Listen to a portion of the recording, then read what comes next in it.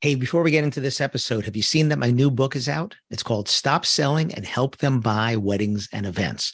And it's a book that you helped me write because you would ask me at a conference, which of your books has what you just spoke about on stage? And if it wasn't in any of my books, I'd say it's in the next one. Well, here it is. Here's the next one. How to respond to reviews. What if you don't like doing sales? The 3 questions to ask every prospect, or they can't ask for what they don't know exists. These are just some of the chapters in there. And the beauty is you don't have to read it front to back.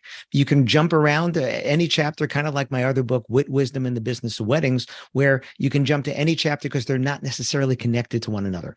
And if you want to get free shipping on a paperback copy, go to shopalanberg.com and use the coupon code podcast. That's shopalanberg.com. Use the coupon code podcast. Get free shipping on me. Otherwise, it's on Audible. It's on Kindle. And if you go to podcast.allenberg.com, the links are all there as well.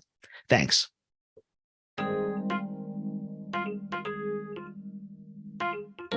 When should you talk about their budget? Listen to this episode and find out. Welcome to another episode of the Wedding Business Solutions Podcast. I'm your host, Alan Berg. I'm a speaker, author, sales trainer, website reviewer, and I help businesses like yours sell more, profit more, and have more fun doing it. Enjoy this episode.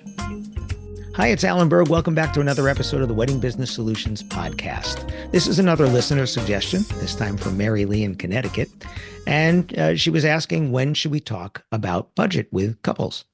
Or customers, really, not just couples, but any kind of customer. And it'll depend upon a few factors. If you're at the lower end of the price point, where that's who you're going after, you might decide to be more transparent on your pricing right up front, in which case budget shouldn't be an issue. You're already going after a more budget consumer. You put your prices out there, you get inquiries from people that already know how much you charge. And actually, at any price point, this is the case.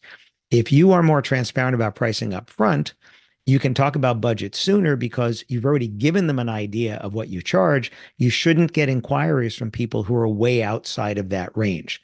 You still will get some, but you'll get way less. Matter of fact, that's what a lot of my clients find when we become more transparent on their website. They get fewer inquiries, but they get less price objection because of the transparency of the pricing. And that's assuming that your pricing really is transparent, because I think, as I've mentioned before on here, some people think their pricing is transparent, but then when you go there, you find out it's not quite as transparent as you thought. One of the venues I know, there's the price per person, but then the ceremony price is on a different page. And then the tax and service is in a footer, so it's not as clear, right?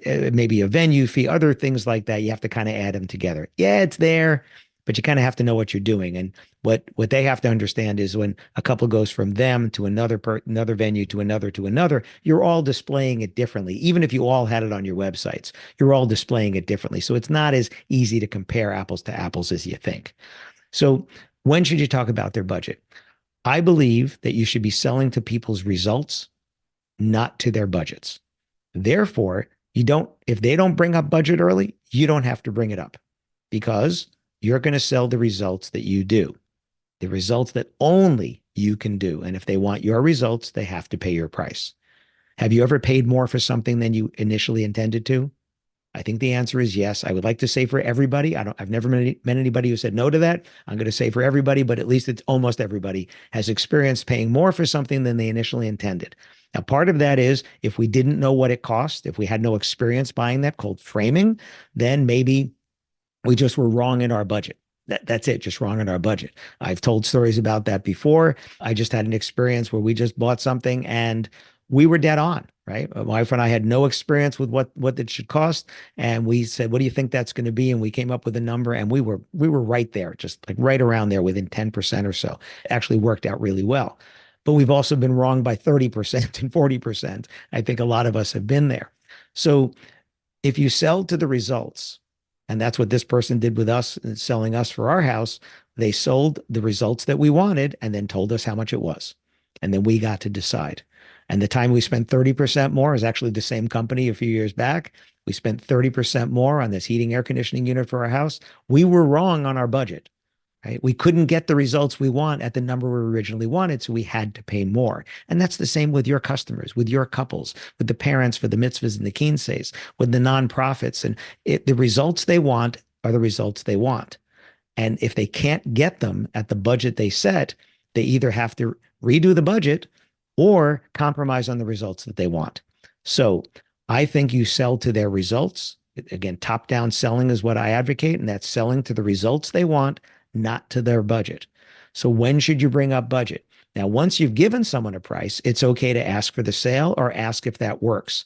And if you heard me talk about how to handle the 4 ways to handle price inquiries, right? Tell them, don't tell them, starting price and price range, you'll know that some of the wording, and this is in Shut Up and Sell More and Why Are They Ghosting Me and some of the other books. What you've heard me say is, if you say to somebody that, you know what, I don't have enough details for your price for your wedding yet or your event, but our prices range between here and here for events like that at that time of the year. Most of our customers, couples, whatever, end up somewhere around here.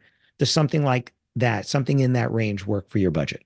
So once you've been transparent, and I believe you should give them a number first before asking their budget, because if you ask their budget first, A, it's probably wrong, and B, they might even bring it down lower than what it really is just to hold back some, because why spend all the money that we could spend if we could spend less, right? That's just human nature.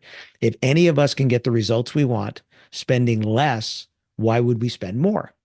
And the answer is we don't. We only spend more because we want the other results, some of which are intangible, by the way, right? Every new car is going to get us where we're going, right? And if you needed 7 seats, there's a lot of 7-seat SUVs out there. Everyone will get them where you're going. Why do you choose one over the other? It might be an intangible. It might be something like, this dealer is closer to me. It might be like, I like their warranty better, right? That's more of a tangible, right? Or it might be, I like that brand better. I want to be dressed, air quotes here, in that brand car, so people see me driving that model, which, by the way, may not be the more expensive model. It could be somebody who purposely drives a car of a lesser mark, right, less expensive one, because they don't want to be seen in that other car because of the message that might send. I had that when I published wedding magazines. I didn't want to drive too fancy of a car because I didn't want my customers, some of which were struggling to start businesses, to be like, oh, yeah, I'm with the fancy car here. That's why your rates are so high, right? Right. And the funny thing is, I bought a used car for $7,000, but it happened to be a red convertible. It was 70,000 miles. I pulled up in this $7,000 used car, and people went, "Oh, Mr. Big Shot with the red convertible," right? So I was still sending the wrong message, even though it wasn't a price message there. So when should you talk about budget? I believe transparency breeds trust and confidence. And if I give you a price or a price range, and I say, does something in here work? Especially if you can't give them an exact price, you're probably going to end up somewhere around here. Does something like that work with your budget? Perfectly fine to ask. But if you ask it too soon, they could be holding back, right? Are they lying? I guess technically they are, but we've all done it. It's that little white lie thing, right? So if you know you have $5,000 to spend for something, and somebody says, what do you want to spend? And you say, I don't know, $3,500, $4,000, you held back some. Did you lie? Kind of, but right? Where it's human nature, we're all doing that. So don't put your customers in a position to lie to you because they're holding back. Say, you're going to be somewhere in here. Does something like that work? Or where did you want to end up? And that's where you can do that, right? They're entitled to ask for a better price, just like you and I are entitled to ask for a better price. We don't always get it. And I know that because I'm doing this on a Mac, and I didn't get a discount on my Mac here.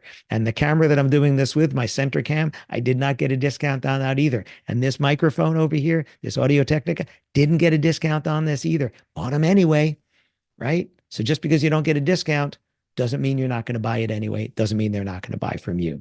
So when should you ask for their budget? I believe be transparent first, give them an idea at least, and then ask what their budget is, or ask if something like that works.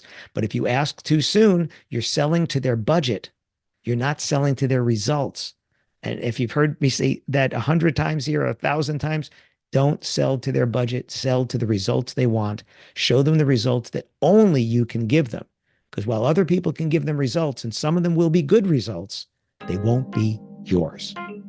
I hope that helps you with the budget question. Thanks, Marylee, for the suggestion. Thanks for listening to this episode of the Wedding Business Solutions podcast. If you liked it, please subscribe to this channel and post a review on your chosen platform, Apple Podcasts or whichever one. If you have any questions about anything in this episode or any of my episodes, email me directly at alan@weddingbusinesssolutions.com or visit my website, alanberg.com. AlanBerg.com. If you have any suggestions for future topics or guests that you'd like to see, please again email me or visit my website. Thanks for listening.